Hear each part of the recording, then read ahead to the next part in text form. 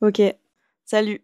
Aujourd'hui, on se retrouve dans une nouvelle vidéo dans laquelle je vous ai fait une sélection de 5 projets d'un seul architecte. C'est la première fois qu'on va parler que d'un seul architecte. Et il s'agit de l'architecte Louis Kahn, qui est un architecte que j'adore. J'en ai déjà parlé, pour ceux qui se rappellent, dans la dernière vidéo sur mes 5 musées préférés de New York. Et c'est l'architecte qui a conçu le musée qui est sur le campus de Yale. Donc voilà, pour ceux qui font le rapprochement. Donc on va parler de 5 de ses meilleurs projets selon moi. Et c'est parti. Et avant qu'on parle des projets, je vais vous expliquer un peu qui c'est.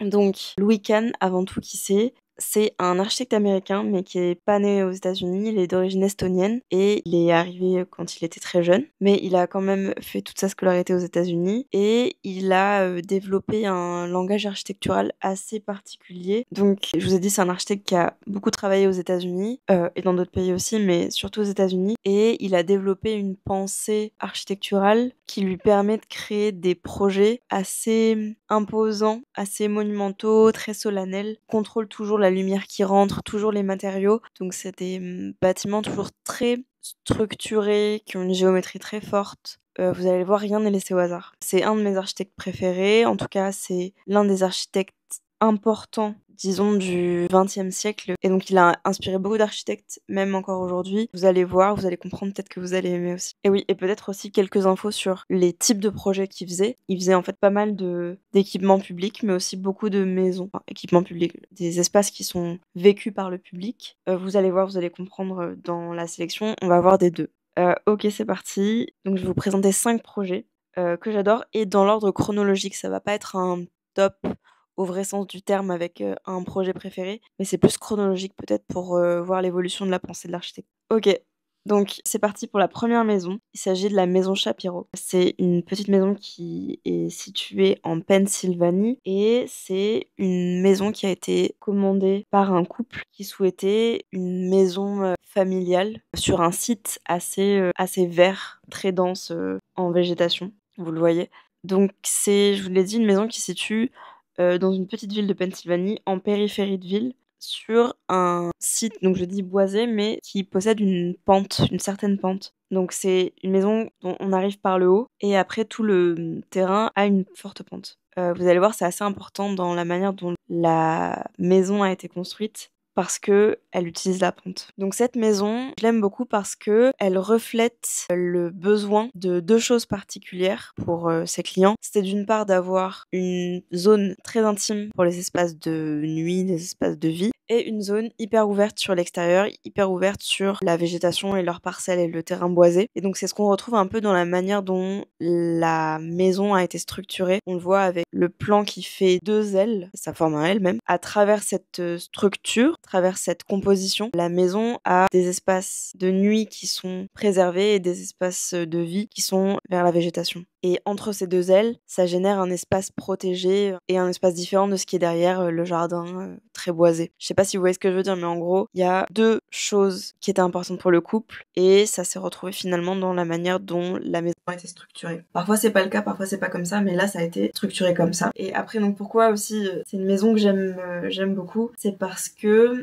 tous les matériaux qui ont été utilisés, ils vont aussi dans le sens de cette dualité. En gros, comme on le voit là sur les images, le côté très intime qui est accessible depuis la rue, depuis l'entrée, possède une façade plutôt opaque, d'un aspect, c'est un mur maçonné, certainement en béton, qui est très opaque. La façade est fermée, tandis que la façade qui est orientée sur la végétation et sur l'extérieur, elle est en bois avec beaucoup de vitrages qui participent à cette dualité de l'intime et l'ouverture vers l'extérieur. Donc voilà, même dans les matériaux, on retrouve cette dualité. Après, ce qui est assez beau aussi, c'est que le bois est beaucoup utilisé à l'intérieur de la maison, donc ce qui rend la maison assez chaleureuse. Voilà, j'ai peut-être pas commencé par la maison la plus simple à expliquer, mais je pense que vous avez compris ce que je voulais dire. Ok, après on va passer à un bâtiment qui est une grosse référence et qu'on comprend pas beaucoup. C'est un projet assez difficile à comprendre. Il s'agit du Salk Institute. C'est un centre de recherche qui a été commandé par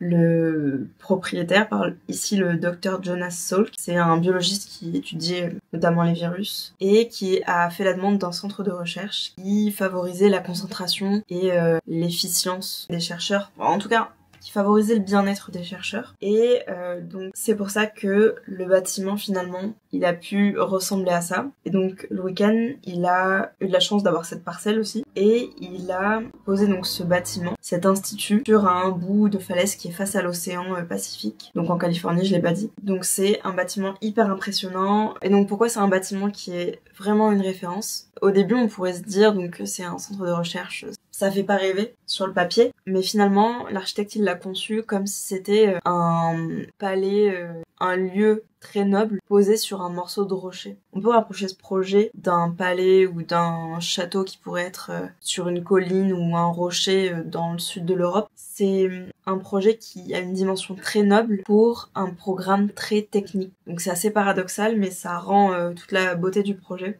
Donc je vous ai dit, c'est un bâtiment qui est conçu selon un axe de symétrie très fort. Donc il y a une place centrale, une placette, et de part et d'autre, il y a les ailes du bâtiment. Donc cet espace qui est très brut, très minéral, c'est-à-dire qu'il n'y a pas de végétation, il y a seulement un petit filet d'eau qui passe au centre. Cet espace très brut, il est très solennel et il met en valeur l'horizon, la lumière, le ciel, tout l'inverse de ce qu'on pourrait penser d'un centre de recherche. Il met en valeur tout ça, qui sont des éléments qui permettent d'être contemplatifs, d'être émerveillés, de favoriser la concentration, même de favoriser l'introspection, la réflexion. Toutes les notions qu'on pourrait penser être superflues, mais en fait qui sont hyper importantes pour la recherche. Donc je vous ai dit, donc première chose, la manière dont il crée son bâtiment. Donc c'est un bâtiment qui finalement il favorise, je vous l'ai dit, la sérénité, la concentration, la réflexion. Donc ça, ce que j'adore. Il offre des vues sur la mer, sur l'océan. Et après, donc un autre aspect hyper important, c'est que c'est un bâtiment qui est très technique. Donc je vous l'ai dit, c'est un institut de recherche, donc ça nécessite beaucoup de technique, beaucoup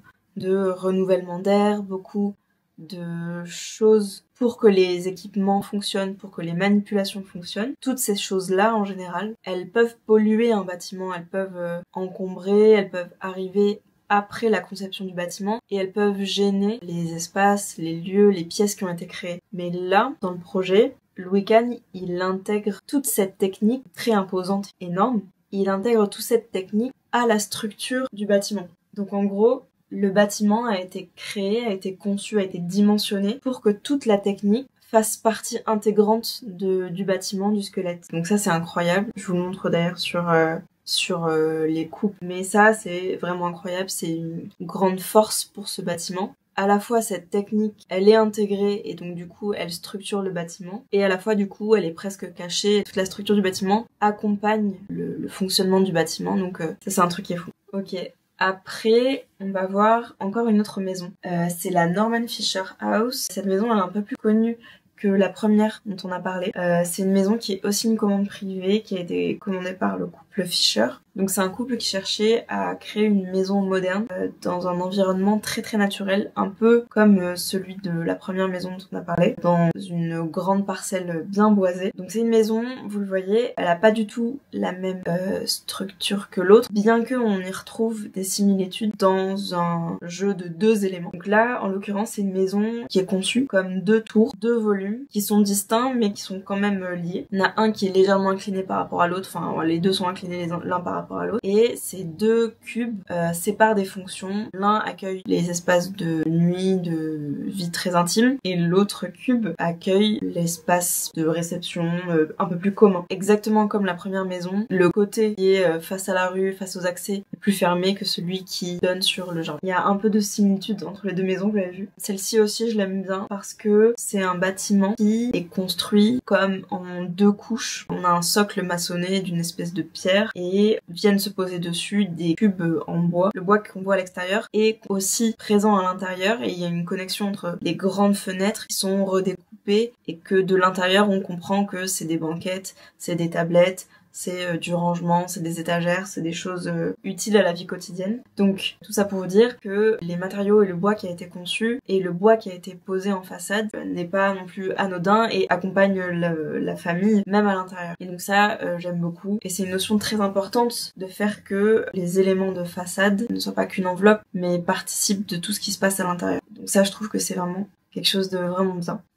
Ok, après on va parler d'un des projets que je préfère. Là on arrive aussi dans les projets que je préfère. Je pourrais vous faire un top après dans ces projets-là de mon ordre de préférence, mais là c'en est un. Ce que je préfère, c'est le Kimball Museum. C'est une commande privée, comme tous les autres projets dont on a parlé, de la famille Kimball, qui est une famille d'entrepreneurs et de collectionneurs d'art. Je crois que c'est une famille texane. Le bâtiment est au Texas en tout cas. C'est une commande pour pouvoir abriter leur collection d'œuvres d'art. Et le but de ce bâtiment, c'était de concevoir un lieu assez élégant, intimiste, raffiné pour pouvoir accueillir les œuvres d'art. Et c'est un bâtiment qui je trouve a beaucoup de similitudes avec le bâtiment dont on a parlé donc dans la vidéo précédente, qui était le Yale Center for British Art. Tous les deux c'est des musées, mais dans la conception des espaces, dans l'atmosphère, je trouve qu'il y a beaucoup de similitudes. Je le dis, ça c'est un musée que j'aime vraiment beaucoup. Il est situé dans une espèce de parc paysager à côté d'autres musées. C'est un lieu qui est conçu avec de très grandes longueurs, qui permet de se promener, de déambuler, d'aller contempler les œuvres de manière un peu libre. Il permet beaucoup plus de flâner, de se balader que celui qu'on avait vu qui était sur le campus de Yale. Donc ça c'est un musée vraiment promenade. Pourquoi c'est un de mes bâtiments préférés? Alors, la réponse la plus simple, c'est que je trouve que c'est l'un des bâtiments les plus élégants et les plus nobles qui a été fait par l'architecte. C'est un bâtiment très monumental, très imposant, mais où l'usage du béton et on voit à l'intérieur du bois, des matériaux comme le travertin, qui est l'espèce de pierre que l'on voit aux parois ou au sol. L'usage de tous ces matériaux qui rendent le lieu très noble, très élégant. C'est vraiment pour ça que je l'aime beaucoup. Et après, là où l'architecte est très fort et on a beaucoup de pensées constructives et d'ingénierie, un peu comme le Salk Institute dont on a parlé. Il y a un vrai travail sur le traitement de la lumière zénitale qui arrive donc du soleil. Donc l'architecte a conçu tout le musée selon de grands espaces qui sont sous de grandes voûtes en béton, et sous ces grandes voûtes qui ont été coupées au centre pour laisser passer la lumière, il a rajouté un élément qui est comme un réflecteur qui permet de réceptionner la lumière mais de la faire se réfléchir sur les voûtes du bâtiment. Vous comprenez bien, donc la lumière arrive, elle est réfléchie et elle se diffuse sur les parois, sur la sous-face des voûtes en béton. Et ça permet de créer une lumière assez douce, assez diffuse, qui est continue, qui accompagne tout le monde le long de la promenade. Alors on voit bien que la lumière elle est aussi aidée par d'autres spots qui prennent le relais par-ci par-là et puis même qui participent à marquer le fait que ça soit une voûte lumineuse. Mais je trouve que c'est un principe assez beau, assez élégant pour faire rentrer de la lumière. Mais il y a plein d'autres choses qu'on pourrait voir. On pourrait voir beaucoup plus de choses sur ce bâtiment. Il est hyper intéressant. On peut travailler sur la structure, sur la composition, sur l'enchaînement des voûtes, l'arrêt des voûtes, comment on crée un patio, comment on crée une terrasse, comment on crée un auvent qui protège de la pluie. Il y a des choses incroyables à voir sur ce bâtiment. Je l'adore, il y en a trop à dire. Donc ça, c'était un de mes bâtiments préférés. Et en dernier, je vais vous parler de Exeter, donc la bibliothèque. C'est un bâtiment qui est toujours aux États-Unis. Donc là, je vous ai parlé que de bâtiments qui sont aux États-Unis. C'est encore une commande privée pour une académie d'enseignement. C'est une prestigieuse institution qui souhaitait une bibliothèque qui devait favoriser, pareil, la concentration, l'épanouissement des étudiants. C'est les thématiques qui parlent le plus à Wiccan et c'est ce qui, je pense, lui permet de faire des espaces complètement grandioses. Le bâtiment, il s'implante dans le campus à Exeter et c'est un campus assez aéré avec des petites plaines végétalisées, enfin en tout cas avec de l'herbe. Et c'est un bâtiment qui se situe donc dans un campus très américain avec des bâtiments en briques. Donc vous comprenez pourquoi cette bibliothèque est en briques, même si je pense que ça a d'autres fonctions. Mais voilà, ce rappel-là, on n'avait pas vu de briques, il me semble, sur les autres bâtiments juste avant. C'est l'une des premières fois où on en voit dans cette sélection. C'est un bâtiment que j'aime beaucoup parce que, alors premièrement, il est conçu comme un lieu sacré. Vous allez voir finalement, c'est un peu une constante dans les projets de Wiccan, c'est que tous les bâtiments, même si c'est des bâtiments pour un usage assez trivial, ils ont quand même une dimension très noble, sacrée presque. Et donc là, d'autant plus, cette bibliothèque, elle parle beaucoup à Wiccan parce que il portait beaucoup d'importance à la lecture, au livre, à l'enseignement, à la connaissance. Donc j'imagine que c'est un projet qui lui a parlé encore plus. Et ce bâtiment a été conçu donc comme un lieu complètement sacré. On a l'impression d'être dans une église, dans un temple. C'est un bâtiment qui revalorise, qui met en valeur les livres, la lecture. Donc ce bâtiment, il est aussi assez intéressant parce que il est structuré selon 3 couches, 3 degrés d'intimité ou 3 degrés de... J'arrive pas à expliquer autrement. On a une première couche qui est l'enveloppe et la structure de briques dans laquelle il y a beaucoup d'alcôves, et ce qu'on voit depuis l'extérieur, beaucoup de fenêtres, mais beaucoup d'alcôves qui sont des espaces protégés, intimes pour la lecture. On a une autre structure qui est en béton, donc un peu plus à l'intérieur, qui accueille tout le rayonnage, et après on a un grand espace central, un grand atrium qui, tout vide, donne une espèce de dimension encore plus sacrée au bâtiment. Et depuis cet atrium, depuis cet espace dans lequel on entre, on aperçoit et on voit tous les livres, tous les rayonnages qui sont autour de l'atrium. Et ça remet en valeur, et ça participe à mettre en valeur les livres tels que ce que le Wiccan voulait. Voilà, donc on passe de un environnement et un extérieur très austère, très plein, à un cœur lumineux, parce que c'est aussi un espace qui est éclairé. Donc on passe à un cœur lumineux qui remet en valeur les livres et qui valorise la connaissance. Donc voilà, il y a une dualité entre l'extérieur et l'intérieur, comment on y accède. C'est un projet un peu compliqué, qui paraît assez compliqué, il y a beaucoup de choses qui se superposent, il y a beaucoup d'effets, beaucoup de choses. Ça pourrait être plus simple, mais c'est ce qui rend le bâtiment très impressionnant. Et donc ce bâtiment qui d'extérieur aussi est en briques, à l'intérieur est beaucoup plus doux, il y a du bois, il y a des matériaux plus domestiques, et donc ça tranche beaucoup, et c'est ça qui est hyper intéressant. Voilà. Et donc je vous fais un récap de mes projets préférés dans l'ordre. On va avoir premièrement, je pense, le Salk Institute, qui est vraiment l'un de mes projets préférés. Le deuxième, ça sera le Kimball Museum. Bon, vraiment, j'hésite entre les deux. Je sais pas entre les deux lequel je préfère. En tout cas, les deux. Et après, je pense qu'on aura la librairie, la bibliothèque, pardon. Et ensuite, les 2 maisons. Les maisons de Cannes, c'est pas les projets qui me parlent le plus. C'est pas l'architecte qui fait les plus belles maisons, je trouve. C'est pas celles dans lesquelles j'aimerais vivre. Mais on verra les maisons d'autres architectes, les maisons que je préfère. Voilà, donc je vous ai dit, ouais, le Salk et le Kimball parce que c'est 2 lieux hyper nobles. Exeter parce que c'est noble mais c'est compliqué. Puis les 2 maisons parce que ça me parle moins mais je les trouve quand même très intéressantes. Merci d'avoir regardé cette vidéo. J'espère que ça vous a plu, j'espère que vous avez découvert des bâtiments ou même un architecte. En tout cas, je pense que je vais refaire ce genre de vidéo spécifique, focus sur un architecte, parce que ça permet, je trouve, de développer un peu plus la pensée d'une personne et même de voir les similitudes entre les projets, de bien comprendre un univers. En tout cas, on se retrouve dans une prochaine vidéo et n'hésitez pas à me dire quel bâtiment vous avez préféré. Merci, ciao!